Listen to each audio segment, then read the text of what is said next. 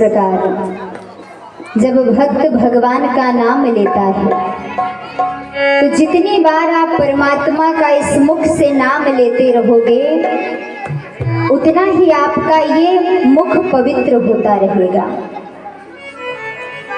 कहते हैं संसार में दो गंगा होती है। कौन कौन सी? पहली गंगा है भगवान शंकर की जटाओं में, वो गंगा जो संसार में बह रही है, उसमें हम जाते हैं, स्नान करते हैं। लेकिन उस जब गंगा में स्नान करते हैं तो वो शरीर को भिगाती है, और जब शरीर को भिगाती है तो उससे तो मात्र शरीर भीगता है। ए बच्चे थोड़ा शांति बनाइए।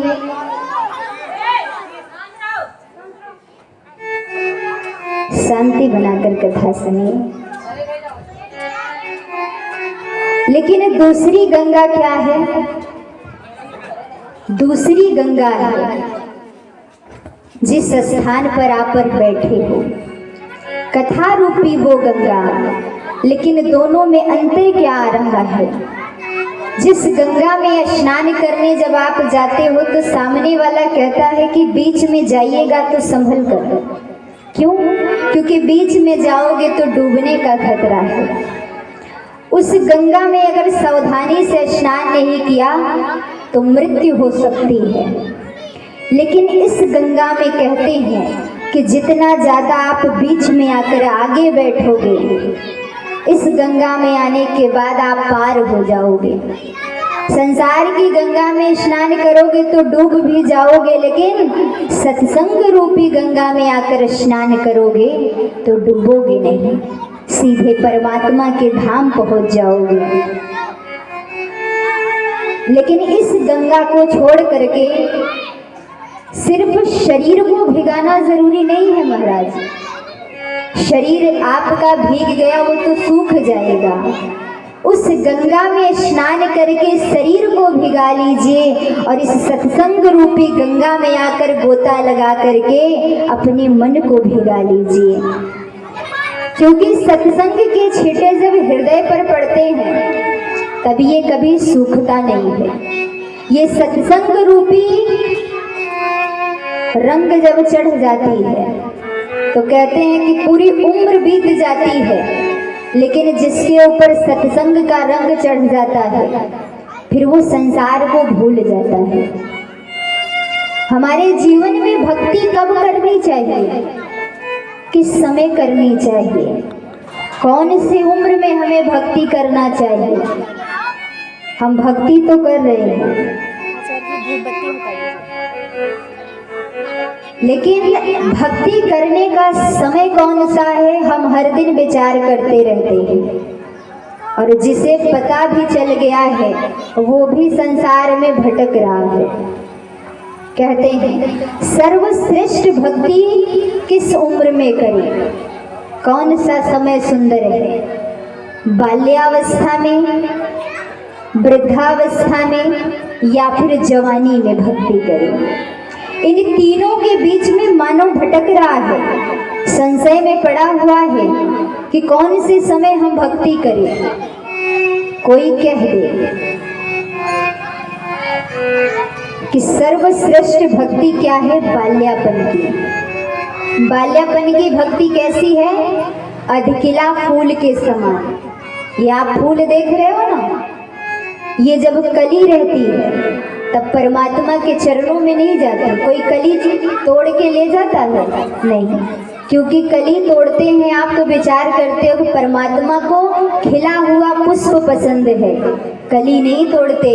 ठीक उसी प्रकार से जो बाल्यापन की भक्ति होती है अधखिला फूल के समान होती है। बाल्यापन में भक्ति अगर आप करेंगे तो कठिनाई तो होगी। जैसे ये छोटे छोटे बालक हैं, अभी इन्हें कथा के विषय में नहीं पता क्या चल रहा है, और माता पिता जब कथा में नहीं आएंगे तो संतान कैसे आएंगे? लेकिन अगर संतान आ रहे हैं कथा में, अभी तो समझ में नहीं आ रहा है। लेकिन यही जब जवानी में आ जाएंगे तब आसानी से समझ जाएंगे।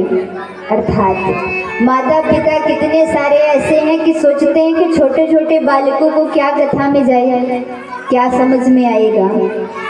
और सिर्फ कथा में आ गए हैं छोटे बालक, इतना ही मत सोचिए।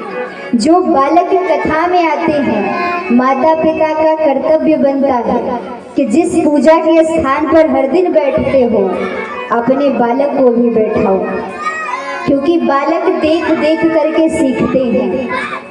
कोई कह दे कि जवानी में भक्ति कर लो, तो बाल्यापन में तो आपने भक्ति के रास्ते पर अपने संतान को लेकर नहीं गई, क्योंकि जब स्वयं ही समय नहीं है भगवान के लिए तो फिर बालकों को भक्ति के रास्ते पर क्या लेकर जाएंगे। लेकिन यही बालक जब जवानी में आ जाएंगे तब उनसे कह दो कि मंदिर चले जाओ, तो पूछे मंदिर अभी हम क्यों जाए? बोले कभी चले जाया करो मंदिर में। तो बोले जवानी में बच्चे क्या कहते हैं कि मंदिर हमारे लिए थोड़ी है। बोले फिर किसके लिए है? कहे मंदिर जाए हमारे दादाजी, हाँ कहे तीर्थ चले जाओ कर लो। फिर जवानी में हम तीर्थ भेजेंगे तो आजकल शौक में लोग जा रहे हैं, तीर्थ करने नहीं जा रहे हैं। और जो शौक में जा रहे हैं वो तो शौक ही पाल के जा रहे हैं। लेकिन अगर सत्य मायने में कह दो कि जाओ भक्ति कराओ तीर्थ चले जाओ, तो वहाँ भी कहते हैं हमारे दादा परदादा के लिए है, हमारे लिए नहीं है। तो बोले फिर तुम्हारे लिए क्या है? तो कहते हमारे लिए तो अभी बढ़िया बढ़िया वस्त्र पहनो, बढ़िया बढ़िया भोजन करो और घूमने टहलने जाओ। तो यही तो कर रहे हैं जवानी में, अभी भक्ति नहीं कर रहे हैं, लेकिन अभी क्या कर रहे हैं? संसार में भटक रहे हैं। आप सुंदर वस्त्र पहनिए, अच्छे अच्छे पदार्थ भी खाइए, लेकिन क्या भक्ति आपके खाने और पीने के आड़े आ रहा है क्या? नहीं, वो रुकावट तो नहीं बन रहा है। आप भक्ति भी करिए और अपने संसार में रहिए। कहते हैं एक तरफ जीवन में भौतिक होना चाहिए, एक तरफ अध्यात्म होना चाहिए। अर्थात जैसे एक जेब में 4-4 मोबाइल फोन होता है, तो एक तरफ तो 4-4 मोबाइल रख रहे हो, लेकिन एक जेब में क्या होना चाहिए? एक जेब में हमारी छोटी सी पुस्तक होनी चाहिए। कोई भी छोटी सी पुस्तक आप ले लीजिए, छोटे छोटे हनुमान चालीसा भी मिलते हैं, उसको भी आप जेब में रख सकते हो। लेकिन कोई ये विचार करता है क्या? मोबाइल तो ठूस ठूस के लोग भरेंगे, कहो जेब फट जाए। 2 जेब हो तो कम है, लेकिन कोई पुस्तक लेकर नहीं चलता कि इसकी क्या जरूरत है। अर्थात भौतिक और अध्यात्म जब दोनों साथ में रहेगा तभी जीवन का कल्याण होगा। एक तरफ संसार में ही भटकते जाओगे तो फिर कल्याण होने वाला नहीं है।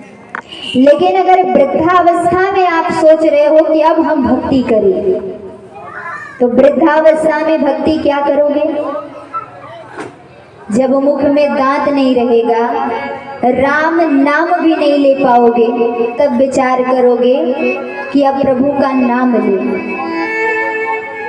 पैरों में जब आपकी शक्ति इतनी नहीं रहेगी कि सत्संग तक पहुंच जाओ, आप दूसरे के सहारे बैठे रहोगे कि कोई हमें सत्संग तक लेकर जाए तो हम वहां तक जाए। तो बोलो जब बुढ़ापा आ जाएगा, हाथ और पैर काम नहीं करेंगे, तब आप सोचोगे कि अब भक्ति करनी चाहिए। कहते हैं कि मानव के जीवन में 2 घड़े होते हैं, एक होते हैं पाप के घड़े, एक होते हैं पुण्य के घड़े। और मानो जैसे जैसे आगे बढ़ता है ये पाप और पुण्य के दोनों घड़े हमारे साथ साथ